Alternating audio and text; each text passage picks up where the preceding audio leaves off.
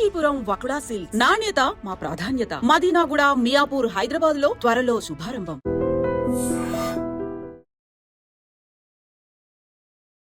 Hi, hello, నమస్తే, welcome back to iron media. ఈరోజు మనతో ఉన్నారు మన ఫేవరెట్ ఫైనాన్షియల్ అడ్వైజర్ అయిన రమేష్ పసుపులేటి గారు. ముఖ్యంగా ఈరోజు ఎపిసోడ్లో క్రిప్టో కరెన్సీ, అందులో కూడా ఎలాంటి కరెన్సీస్, ఎలాంటి కాయిన్స్ ఇప్పుడు బూస్ట్ అవ్వబోతున్నాయి, అలాగే రీసెంట్ అప్డేట్ పై కాయిన్ అనేది ఒకటి ఐపీఓకి రానుందని కొంచెం ఇన్ఫర్మేషన్ వచ్చింది. ఇలాంటి విషయాలన్నింటిపై అప్డేట్ తీసుకుందాం. నమస్కారం సార్. నమస్తే అండి. సార్, క్రిప్టో కరెన్సీ కొన్ని దేశాల్లో దీన్ని కొన్ని సంస్థలు యాక్సెప్ట్ చేస్తూ ఉన్నాయి. టెస్లా లాంటి సంస్థ అయి ఉండొచ్చు, అండ్ ఈవెన్ ఇవి ఇండియాలోకి రాబోతున్నాయి. ఇండియాలో చూసుకున్న అప్డేట్స్ అయితే జియో కాయిన్ రాబోతుందని ఒక అప్డేట్, పై కాయిన్ ఐపీఓకి రాబోతుందని మరొక అప్డేట్, కొన్ని కాయిన్స్ని గవర్నమెంట్ అలౌ చేయబోతుందని మరొక అప్డేట్ వస్తుంది. అసలు ఈ క్రిప్టో కరెన్సీ ఇండస్ట్రీలో ఏం జరగబోతుందంట? డెఫినెట్గా అంటే మేబీ యూఎస్లో కొన్ని కాయిన్స్ రావచ్చు అంటున్నారు. మేబీ మనకు తెలిసినట్టుగానే బిట్ కాయిన్ రావచ్చు అంటున్నారు అఫీషియల్గా. ఎందుకంటే బిట్ కాయిన్ కొంచెం గవర్నమెంట్ హోల్డింగ్, అంటే ట్రంప్ దగ్గర కొన్ని ఉన్నాయి అంటున్నారు, అలాగే ఎలాన్ మస్క్ దగ్గర కొన్ని ఉన్నాయి అంటున్నారు. కాబట్టి మేబీ పెద్ద పెద్ద కాయిన్స్కి అఫీషియల్గా రావచ్చు. కానీ సో ఇంకో చిన్న చిన్న కాయిన్స్ ఉన్నాయి, అంటే వీటిని మేమ్ కాయిన్స్ అని, గేమింగ్ కాయిన్స్ అని ఇలాంటివి ఉన్నాయి. సో వీటికి కొద్దిగా టైం పెట్టే అవకాశం ఉంది. నార్మల్గా ఏం జరుగుతుందంటే ఈ గేమింగ్ కాయిన్ ఓన్లీ గేమింగ్ సైట్స్లోనే యాక్సెప్ట్ చేస్తారు. సో నార్మల్ ట్రాన్సాక్షన్ కుదరవు. సో అలాగే మేమ్ కాయిన్స్ ఉంటాయి, జోక్స్, ఏమైనా జోక్స్ సంబంధించినవి మనం బై చేయాలన్నా కానీ సో వాటి కోసం వాడతారు. ఈ బిట్ కాయిన్ ఇవి ట్రాన్సాక్షన్కి వాడతారు. బిట్ కాయిన్ కానీ లేకపోతే ఎథీరియం కానీ, సో ఇవన్నీ బ్యాంకింగ్ కూడా వాడతారు. సో అంటే డైరెక్ట్గా బ్యాంకింగ్ లాగే ట్రాన్స్ఫర్ చేసుకోవచ్చు. అసలు ఈ బిట్ కాయిన్ ఎందుకు వచ్చిందంటే నార్మల్గా అప్పుడు స్టార్టింగ్ అప్పుడు 1996 ఆ టైంలో మనం ఏదైతే మనీ ట్రాన్స్ఫర్ చేసుకోవాలంటే సో అప్పుడు హ్యూజ్ బ్యాంకింగ్ ఛార్జెస్ ఉండేవి. ఒక ట్రాన్సాక్షన్ చేయాలంటే కంపల్సరీగా మధ్యలో ఎక్స్చేంజ్ ఉండాలి. ఎక్స్చేంజ్ లేకుండా ట్రాన్స్ఫర్ చేయలేం. ఎక్స్చేంజ్ సపోజ్ ఇప్పుడు ఎక్స్చేంజ్లు ఏమున్నాయంటే మనకి బ్యాంకింగ్ ఉంది, లేకపోతే యూపీఐ సిస్టమ్ ఉంది, సో ఇలాంటివి ఉంటాయి. వీటికి ఛార్జెస్ ఉంటాయి. ఇంకొకటి ఏంటంటే మనం ఏం ట్రాన్సాక్షన్ చేస్తున్నామో బ్యాంకుకి తెలుసు, అలాగే యూపీఐ వాళ్ళకి తెలుస్తుంది. సో అప్పుడు వాళ్ళు ఏమనుకున్నారంటే ఒక ట్రాన్సాక్షన్ చేసేటప్పుడు ఛార్జెస్ ఏం పడకూడదు, అలాగే ఆ ట్రాన్సాక్షన్ సీక్రెట్గా ఉండాలి. సో ఎవరికి కనిపించకూడదని చెప్పేసి దాన్నే సిస్టమ్ తీసుకొచ్చారు, block chain system. So block chains అంటే సో వాళ్ళు చేసే ట్రాన్సాక్షన్ సీక్రెట్గా ఉండాలి. సీక్రెట్గా ఉండాలంటే ఏం చేశారంటే సో వీళ్ళు డబ్బులు పంపించారు, అవతల వాళ్ళకి చేరాలి. ఇక్కడంటే బ్యాంక్స్ చూసుకుంటాయి, లేదంటే యూపీఐ చూసుకుంటుంది. కానీ అక్కడ సీక్రెట్గా వెళ్ళాలంటే అది వేరే వాళ్ళకి చేరాలంటే కొన్ని బ్లాక్స్ క్రియేట్ చేశారు. వీటిని మెమోరీస్ అనేసి, అంటే ఒక్కొక్క ప్రాబ్లమ్స్ క్రియేట్ చేశారు. కొన్ని ప్రాబ్లమ్స్ సొల్యూషన్ చేసినప్పుడు ఒక బ్లాక్ క్రియేట్ అవుతుంది.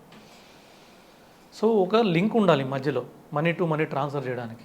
సో ఒక బ్లాక్ క్రియేట్ అయినప్పుడు మళ్ళీ దానికి ఇంకో లింక్ చేయాలి, ఇంకొక బ్లాక్ క్రియేట్ చేయాలి, దానికి ఒక ప్రాబ్లం క్రియేట్ చేశారు. అది చాలా డిఫికల్ట్ ప్రాబ్లం ఉంటుంది. అది కూడా ఏంటంటే ఎక్కువ మంది మైనింగ్ చేసేవాళ్ళు ఉంటే ఎక్కువ డిఫికల్ట్గా పెడతారు ప్రాబ్లం. అదే తక్కువ మంది మైనింగ్ చేసేవాళ్ళు ఉంటే చాలా సింపుల్గా ఉంటుంది. ఇలాగా ఎవరైతే క్లియర్ చేస్తారో ఆ ప్రాబ్లం ఏదైతే ఇచ్చారో ఆ ప్రాబ్లం క్లియర్ చేసిన వాళ్ళకి కొన్ని కాయిన్స్ ఇస్తారు, బిట్ కాయిన్స్ ఇస్తారు.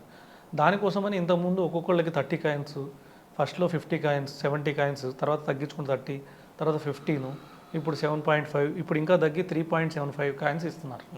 అంటే ఇప్పుడు ఒక బిట్ కాయిన్కి ఒక బ్లాక్ క్రియేట్ చేస్తే, బ్లాక్ చేంజ్ చేసేవాళ్ళు ఉన్నారు, చాలామంది మైనింగ్లో ఉన్నారు. సో వాళ్ళు ఏంటంటే పెద్ద పెద్ద ఇన్స్ట్రుమెంట్స్ క్రియేట్ చేసుకొని సో వాటి ద్వారా ఏం చేస్తున్నారంటే మైనింగ్ చేస్తున్నారు. వాళ్ళకి అదే ఆదాయం, అంటే వాళ్ళకి అదే బిజినెస్. సో అది పెద్ద పెద్ద సంస్థలు, పెద్ద పెద్ద కంపెనీలు పెట్టుకొని మైనింగ్ చేస్తున్నారు. అలాంటి కంపెనీలు యూఎస్లో ఉన్నాయి. సో మన ఇండియాలో కూడా కొన్ని ఉండొచ్చు తెలియకుండా. మేబీ యూఎస్లో అయితే పెద్ద పెద్ద కంపెనీలు ఉన్నాయి. వీళ్ళ ఈ ప్రాబ్లం క్లియర్ చేస్తే వీళ్ళకి కొన్ని బిట్ కాయిన్స్ వస్తాయి. అలాగా సో బిట్ కాయిన్ బాగా పాపులర్ అయింది. సో ఆల్రెడీ మనీ ట్రాన్స్ఫర్స్ అయినాయి. ఒకనొక టైంలో ఏంటంటే యూఎస్ బ్లాక్ మార్కెట్ ఏదైతే ఉందో, అంటే మాఫియాకి వీళ్ళకి యూజ్ చేశారని, ఎందుకంటే ట్రాన్సాక్షన్ తెలియదు కాబట్టి సో వీటికి యూజ్ చేశారని చెప్పేసి టాక్స్ వచ్చినాయి. సో ఇవి బిట్ కాయిన్ బాగా జరగడం చూసి నెక్స్ట్ ఎథీరియం కాయిన్ వచ్చింది. దాని తర్వాత దానికి సంబంధించిన ఇప్పుడు 4000 కాయిన్స్ మార్కెట్లోకి వచ్చేసినాయి. సో ఇవి కాకుండా మళ్ళీ జోక్స్ కాయిన్స్, మేమ్ కాయిన్స్ అని, గేమింగ్ ఆడుకోవడం గేమింగ్ కాయిన్స్ అని ఇలాంటివన్నీ ప్రవేశపెట్టి వాటికి కూడా చిన్న చిన్న బ్లాక్స్ క్రియేట్ చేశారు. సరే ఇదంతా బాగానే ఉంది. సో దీని తర్వాత ఏం చేశారంటే స్టాన్ఫోర్డ్ స్టూడెంట్స్ ఉన్నారు. స్టాన్ఫోర్డ్ అంటే వరల్డ్లోనే top education academy, US Stanford academy.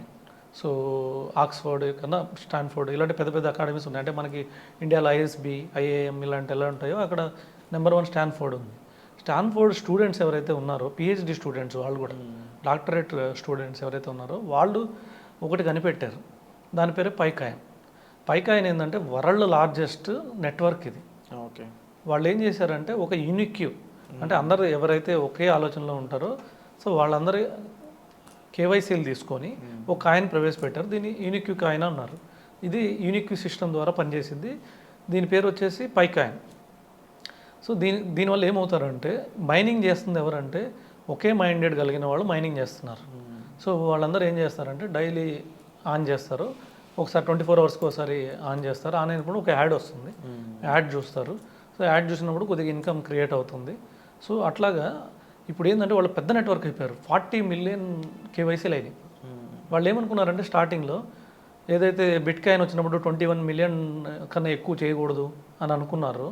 కానీ తర్వాత ఏం చేశారు, మన పైకాయిన్ వచ్చినప్పుడు కూడా 10 మిలియన్ కేవైసీలు వస్తే చాలు లాంచ్ చేద్దాం అనుకున్నారు. అవును.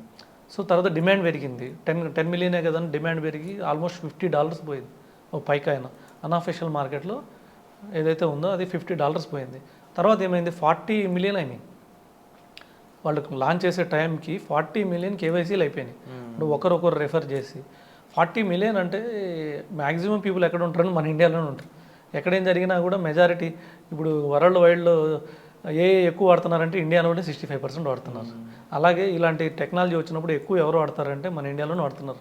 ఒకరికొకరు తెలియదు అంతే.